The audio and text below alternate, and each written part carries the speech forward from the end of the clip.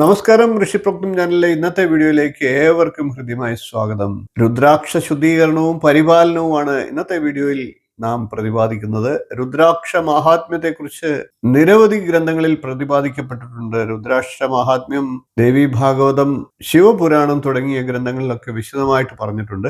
രുദ്രാക്ഷത്തെക്കുറിച്ച് അത്യപൂർവമായിട്ടുള്ള അറിവുകൾ ഏതാനും വീഡിയോകളിലൂടെ ഞാൻ ചെയ്യാൻ ഉദ്ദേശിക്കുന്നുണ്ട്.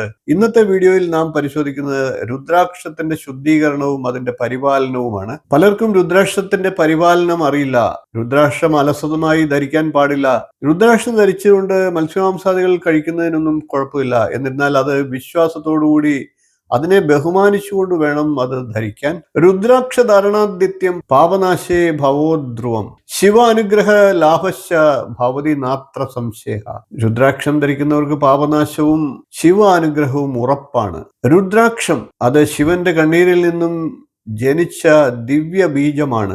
നമ്മുടെ മനസ്സിനെയും ശരീരത്തിനെയും ശുദ്ധീകരിക്കുന്ന അത്ഭുത ശക്തിയാണ്. പക്ഷേ പലരും അത് ധരിക്കുന്നവർ അത് വേണ്ട രീതിയിൽ പരിപാലിക്കുകയോ അതിനെ വേണ്ട രീതിയിൽ ബഹുമാനിക്കുകയോ ചെയ്യുന്നില്ല എന്നുള്ളതും സത്യമാണ്. അതിനെ വേണ്ട രീതിയിൽ ശുദ്ധീകരിക്കുകയും പരിപാലിക്കുകയും ചെയ്യുന്നത് അതിന്റെ യഥാർത്ഥ ശക്തി നിലനിർത്തുന്നതിന് സഹായകരമാകും. ഗംഗയിച്ച് യമുനേ ചൈവ ഗോദാവരി സരസ്വതി നർമ്മദേ സിന്ധു കാവേരി ജലൈസ്മിൻ സന്നിധിം കുരും. സപ്തനദികളുടെയും പുണ്യജലം എന്നുള്ള സങ്കല്പത്തിൽ കുറഞ്ഞ പക്ഷം രുദ്രാക്ഷത്തെ നിത്യം ജലത്തിൽ കഴുകുക. രുദ്രാക്ഷം പലരും കുളിക്കുമ്പോഴൊക്കെ മാറ്റിവെക്കാറുണ്ട്. രുദ്രാക്ഷം കുളിക്കുമ്പോൾ ഉപയോഗിക്കുന്നതിന് കുഴപ്പമില്ല. എന്നിരുന്നാലും സോപ്പ് പോലെയുള്ള രാസപദാർത്ഥങ്ങൾ ഉൾപ്പെടുന്നത് അതിൽ പതിക്കുന്നത് ഒഴിവാക്കുക.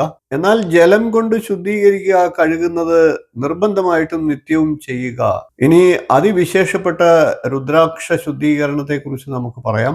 മാസത്തിലൊരിക്കലോ 6 മാസത്തിലൊരിക്കലോ കുറഞ്ഞത് വർഷത്തിലൊരിക്കലോ എങ്കിലും നമ്മുടെ രുദ്രാക്ഷത്തെ നാൽപ്പാമരാതി കഷായത്തിൽ ശുദ്ധീകരിക്കുക. നാൽപ്പാമരം എന്നത് പ്രകൃതിയുടെ ദിവ്യ സംയോജനമാണ്. അരയാൽ, പേരാൽ, അത്തി, ഇത്തി എന്നീ മഹാവൃക്ഷങ്ങളുടെ തൊലി ചേർന്ന കഷായം. ആ മഹാവൃക്ഷങ്ങളുടെ ഔഷധ ഗുണങ്ങളെല്ലാം സമ്മേളിക്കുന്ന ഒരു അതിദിവ്യമായിട്ടുള്ള കഷായം. നാൽപ്പാമര തൊലിയിൽ നന്മയുടെ നീരുണ്ട്. അത് കഷായത്തിലൂടെ നമ്മളിലേക്ക് എത്തുന്നു. ശുദ്ധിയുടെ സ്പർശത്തിൽ ദൈവീകത വർദ്ധിക്കുന്നു.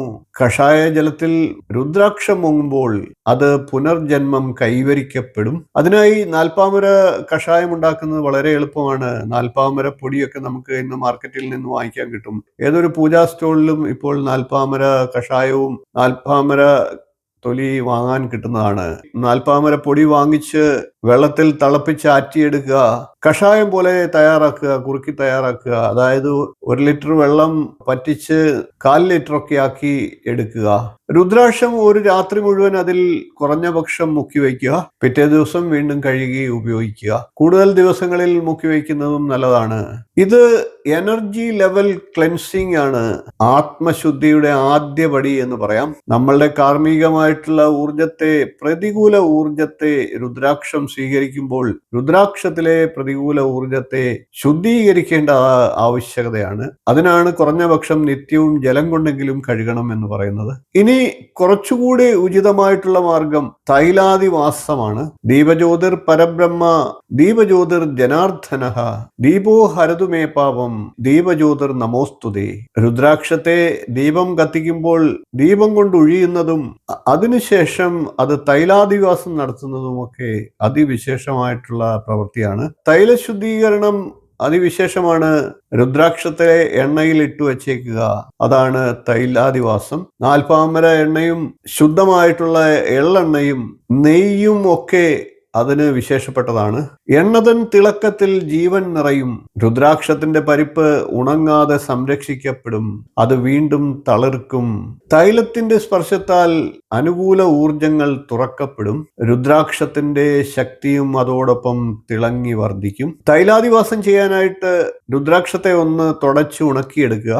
എന്നിട്ടത് ശുദ്ധമായ എണ്ണയിൽ ഇടുക. ഒന്നുകിൽ നല്ലെണ്ണയിലോ അല്ലെങ്കിൽ വെളിച്ചെണ്ണയിലോ നമുക്ക് തൈലാദിവാസം നടത്താം. നാൽപ്പാമര എണ്ണയും അതിന് ശുഭമാണ്.